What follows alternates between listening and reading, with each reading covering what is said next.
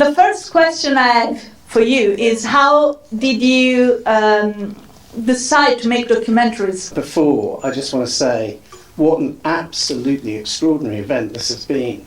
And before I start talking about myself, I just want to talk about the filmmakers and all the teams and all the people who supported them here to make this absolutely extraordinary work that shows me something, which is you don't need to listen to me to know how to pitch, because you found your audience with what you did.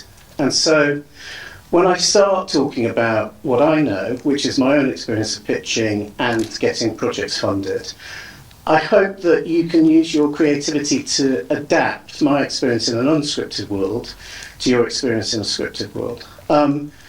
I think to have the opportunity to see your work on a screen like this, I hope that you are really believing in yourself. So if I can help in any small way, I just want to say what an immense round of applause I want to give all of you for some really eye-opening films. So thank you very much as well. Now, the other person here who knows how to pitch is Alida Pantone, because she worked out that she could get, for the 12th edition of the London Rolling Film Festival, this amazing West End cinema. And that means that pretty well everything I'm going to talk about, she, like you, knows how to do it, because she's found her audience, and what an audience of creative people. So thank you. Now, I will answer the question. So I never knew anything about filmmaking. My first steps into programme making were in local radio. And at each point in my career, I just saw a slightly different landscape. So when I first got my first job in BBC Local Radio in Cumbria, my dream was by the time I was in my mid-30s, I'd be a local radio producer in Radio Cumbria. But actually, each different step along the way, I started experiencing what it was to have my ideas, pitch them, and absolutely critically find the collaborators who could turn them into a reality. Yeah, and collaborators are very important. That's why these events are extremely essential into making the dream come true and making the next projects come true. But we are here to talk about pitching, which is like the everything a filmmaker dread and it's scared of, because you have to put all of your ideas and your creativities out for the lions to just destroy or enjoy, hopefully.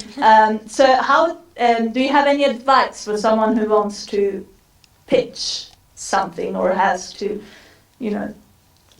get their ideas out there? And my experience is it's not one thing. And although when you're there in front of the funder or funders, particularly the ones who seem to be make or break, it is one of those pass-fail moments, and it's understandable why we all get all of those feelings of anxiety or whatever. But what I'm hoping to do is to talk through what I think are some of the other steps that have to happen in order to take the seed and idea through to something that meets your audience. Also, if it's for friends and family, and I really support that, then you could get quite quickly from the seed of the idea to making it. But if you want it to go to an audience and you need people to put significant amounts of money into it, then you need to go from the seed of the idea to develop the story enough to be able to pitch it. So to me, step 2 is asking yourself the question, what do I need to do with the seed of the idea in order to pitch it? What do I do next? So one of the things that I can see often causes disappointment when I interview less experienced than all of the filmmaker here, people who come to talk to me about their ideas.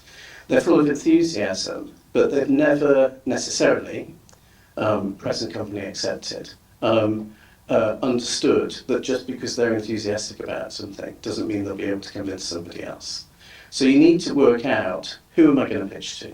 So the seed of the idea, developing the story to being a pitchable state, who am I going to pitch to?